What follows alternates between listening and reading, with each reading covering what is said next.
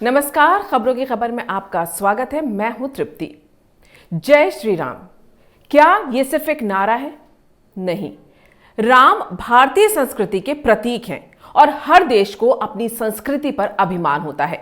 जिस देश की संस्कृति में कण कण में राम बसे हों, वहां बंगाल की मुख्यमंत्री ममता बनर्जी को राम नाम सुनकर गुस्सा क्यों आता है? एक तरफ तो ब्राजील के राष्ट्रपति कोरोना वैक्सीन भेजने के लिए भारत को धन्यवाद देते हुए राम भक्त हनुमान जी की संजीवनी लिए तस्वीर ट्वीट करके धन्यवाद दे रहे हैं, तो दूसरी तरफ देश के ही एक राज्य की मुख्यमंत्री जय श्री राम के नारे सुनकर भड़क जाती हैं।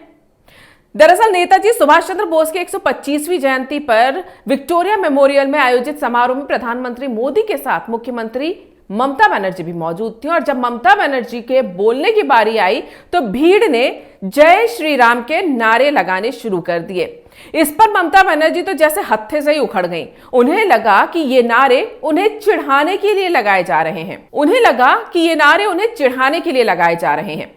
मुख्यमंत्री ममता बनर्जी ने सरकारी कार्यक्रम को राजनीतिक रूप देने का आरोप जड़ दिया और कहा कि किसी को आमंत्रित कर अपमान करना ठीक नहीं है। उन्होंने उस कार्यक्रम की डिग्निटी का भी हवाला दिया। इसके बाद ममता बनर्जी ने नेताजी जयंती समारोह में बोलने से ही इनकार कर दिया। उन्हें इतना गुस्सा आ रहा था। आखिर ममता बनर्जी जय श्री राम के नारे से क्यों चिढ़ गई? क्या वो नहीं जानती कि राम के बिना तो भारत की कल्पना करना भी नामुमकिन है? सारा भारत राम को अपना आराध्य, आदर्श और पूजनीय मानता है। डॉक्टर राम मनोहर लोहिया जी कहते थे कि भारत के 3 सबसे बड़े पौराणिक नाम हैं राम, कृष्ण और शिव। लेकिन ममता बनर्जी की सोच ही अजीब है। उन्हें राम नाम से ही चिढ़ है।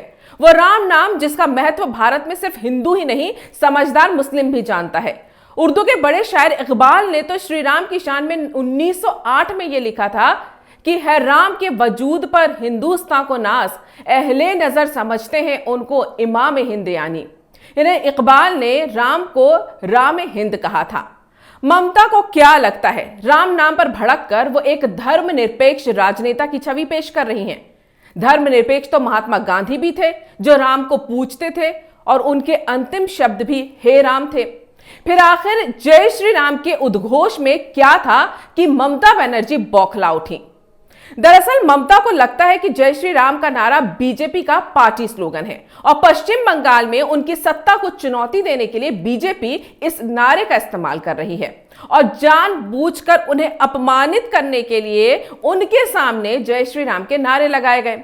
चलिए मान लेते हैं कि ये बीजेपी का पार्टी स्लोगन है, जैसे उनकी पार्टी टीएमसी का स्लोगन है जय हिंद जय बांग्ला। तो क्या उनके जय हिंद और जय बांग्ला बोलने पर कोई विपक्षी पार्टी भड़कती है, या जय हिंद के नाम पर हिंदुस्तान और जय बांग्ला के नाम पर बंगाल का अपमान करती है?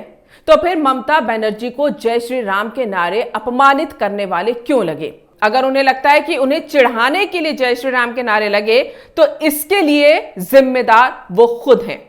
वो चाहती तो इसे नजरअंदाज कर सकती थी और अपने भाषण के पहले और बाद में जय हिंद या जय सुभाष चंद्र बोस बोलकर अपना नजरिया शालीन तरीके से दिखा सकती थी।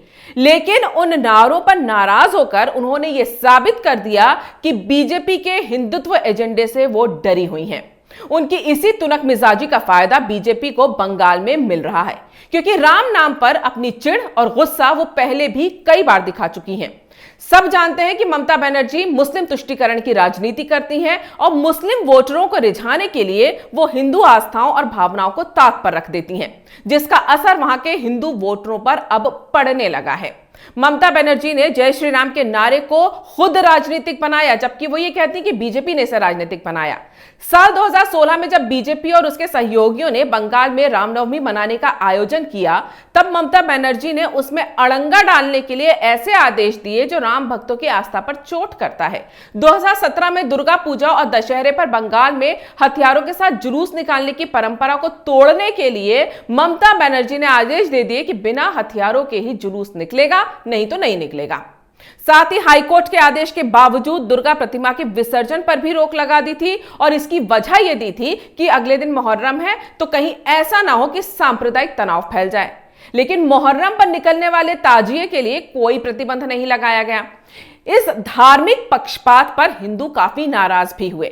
2018 में रामनवमी पर ममता बनर्जी ने गदा और त्रिशूल के साथ पारंपरिक तौर पर निकाले जाने वाले जुलूस पर पाबंदी लगा दी, जिससे हिंदुओं में यह संदेश गया कि मुस्लिम तुष्टीकरण के लिए ममता बनर्जी हिंदू त्योहारों की परंपराओं पर वार कर रही हैं। कुछ दिनों बाद ही कई जगह दुर्गा पूजा और स्कूलों में सरस्वती पूजा पर रोक लगा दी, जबकि मुस्लिम त्योहारों को लेकर किसी तरह की कोई पाबंदियां ममता सरकार ने नहीं लगाई।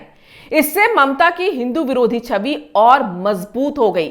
ममता के इस हिंदू और मुसलमानों के लिए भेदभावपूर्ण रवैये से जो गुस्सा उबल रहा था, वो 2018 में सांप्रदायिक हिंसा बनकर फूटा।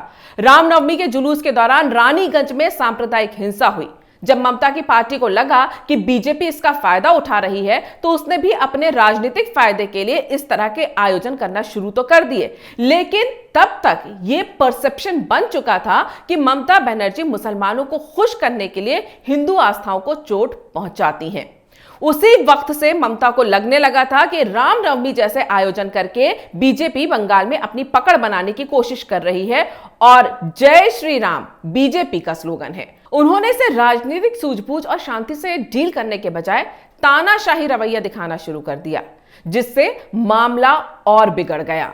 उन्होंने ऐसा नैरेटिव गढ़ना शुरू किया कि भगवान राम का बंगाल से कोई लेना देना ही नहीं है और राम भक्त हैं या राम को जो पूजते हैं वो बाहर से आए हैं, यानी आउटसाइडर्स हैं।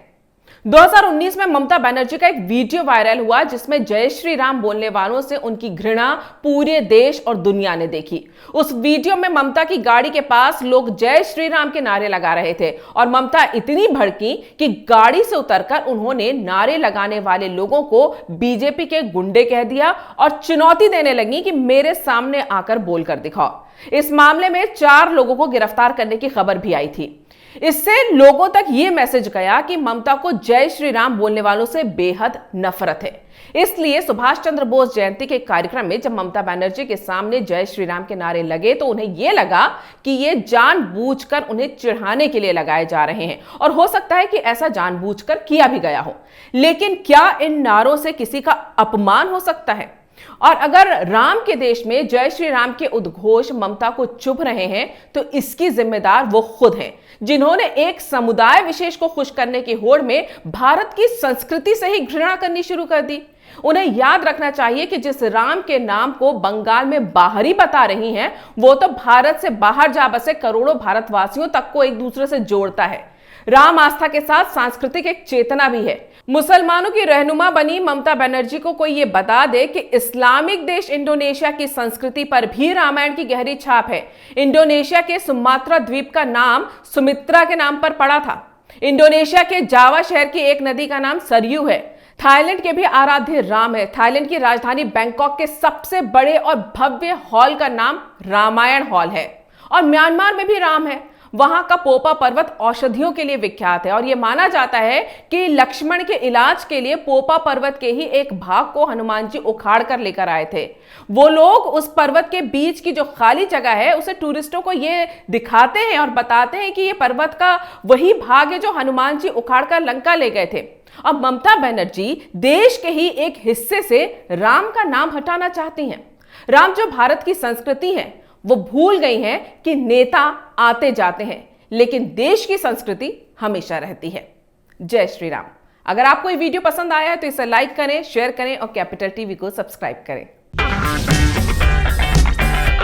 अगर आपको हमारा वीडियो पसंद आया हो तो इसे लाइक करें, हमारे चैनल को सब्सक्राइब करें और हाँ, बेल आइकन दबाना ना भूलें ताकि आप तक हमारे वीडियो की नोटिफिकेशन पहुंचती रहे। आप अपना सुझाव हमें कमेंट बॉक्स में दे सकते हैं। हमारे साथ जुड़ने के लिए शुक्रिया।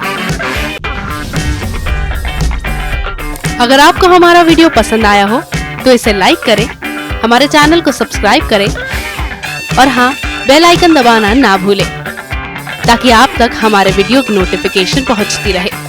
आप अपना सुझाव हमें कमेंट बॉक्स में दे सकते हैं। हमारे साथ जुड़ने के लिए शुक्रिया।